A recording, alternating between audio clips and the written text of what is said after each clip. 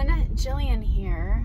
I've been thinking about making decisions when you have fear and worry going on in your mind and in your heart, and I kind of wanted to talk about that today because one of the things that I learned a long time ago was how if I have any kind of fear or worry in any given situation, that is going to cloud my ability to hear from the Lord.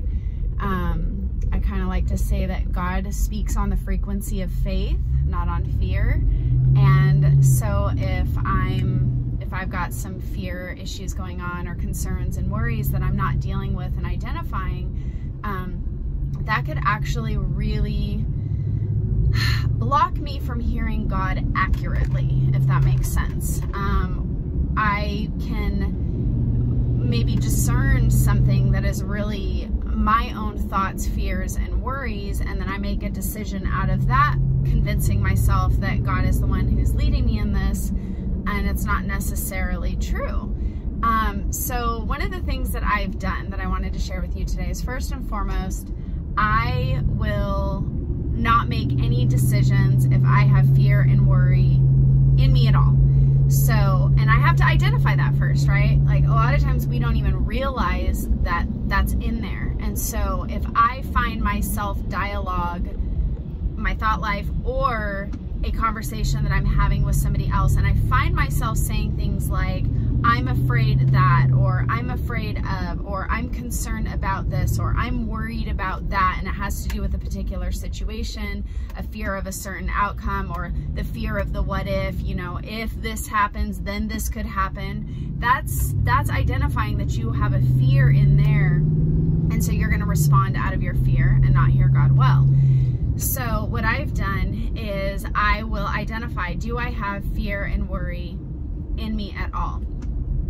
And before I even go to the Lord and ask Him for direction, or even just pray about a specific situation, on which direction I need to go or what decision I should make, I make sure that I remove fear and worry and position myself in a posture of faith and belief, which means I have to realize and I have to come to that thought process that says, God, no matter what, I trust you. I trust you with the outcome. I believe that you're going to show up. I believe that you're big enough. I believe that if I end up in a situation that's going to be overwhelming and hard, you're going to see me through it. I'm not going to fear the future. I'm not going to worry about tomorrow. I'm not going to carry the burdens that aren't mine. I'm going to cast my worries upon you.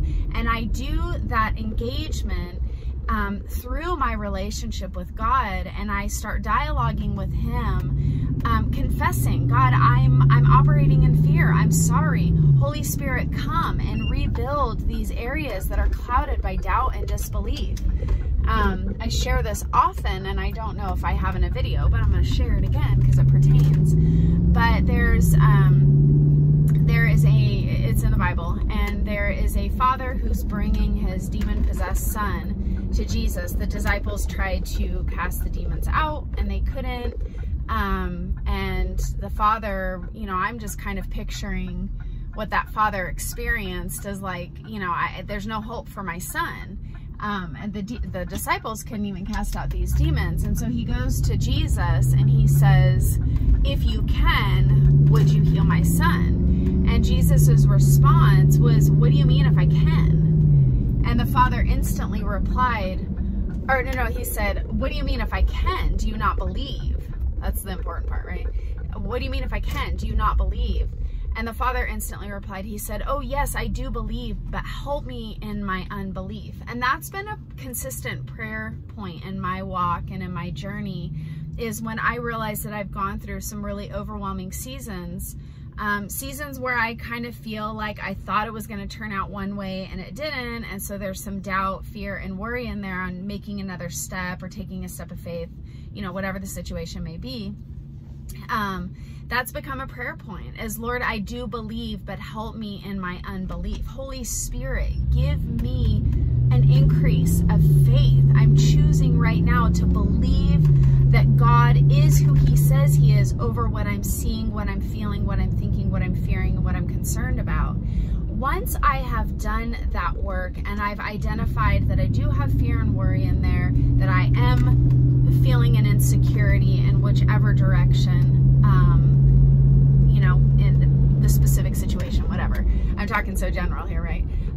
Once I've done that, once I've done the work and I really am clear-minded and I'm really ready to activate faith and hear what the Lord would say to me, whether it's a response in a situation, making a decision, a direction, even engaging in conversations with people, speaking truth, whatever it may be, I have to do, and I'm really quick at it now because I've gotten so used to this that I can identify it quickly, move through it quickly, and then I can hear the Lord clearly. And so that's the goal, right? We want to be able to hear God clearly. And that's one of the things that I like to work with people when I do one-on-one coaching or when I'm in a group gathering and we're just talking and conversing and things like that. It is so critical and vital that one, especially with the turmoil and all the things going on and the division, it's like, what's true, what's not true. We really, really, really need to learn how to hear God's voice and discern quickly whether or not somebody is leading us in the direction that is God honoring or they're not, or for our own personal decisions that we're making as we face just regular life here on earth. It is so critical that we learn to tune in and hear God's voice. John, I believe it's John 10:27. It says, "My sheep know me, I know them, and they know my voice. They follow me." I'm paraphrasing, but that's the point. The point is if you have a relationship with Jesus, that's it. You're locked in. You don't need to go to, you know, any kind of like, you don't have to have a degree, you don't have to have a platform. If you say that Jesus is Lord of your life and you are a follower of Jesus Christ, that's it.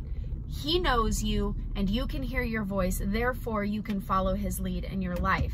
And in order to hear on the frequency of faith, which is the frequency that God speaks on, we have to discover and identify whether or not we've got fear and worry that's going to cloud our scope and block us from hearing the Holy Spirit with clarity and precision. So I wanted to encourage you in that today, to really take the time. Don't be so quick to act, react, make decisions. If you're struggling to make a decision, or if you're struggling and feeling like you can't hear the Lord in a situation, or maybe you felt like you have heard him and it's not leading you in a place of peace and joy and freedom, and you're bound with fear and worry, I would say stop. Recognize that, own it, go before the Lord, wrestle that one out, clear that pathway that is blocked with fear and worry, and really confess that to God. Invite the Holy Spirit in to give you fresh eyes, to fill you with a supernatural peace and faith so that you can hear God with precision and clarity. And worry, fear cannot block your vision. It can't block your receptors of what you're hearing, so that you can move forward with strength and victory. I pray this meets you and blesses you. Have a great day.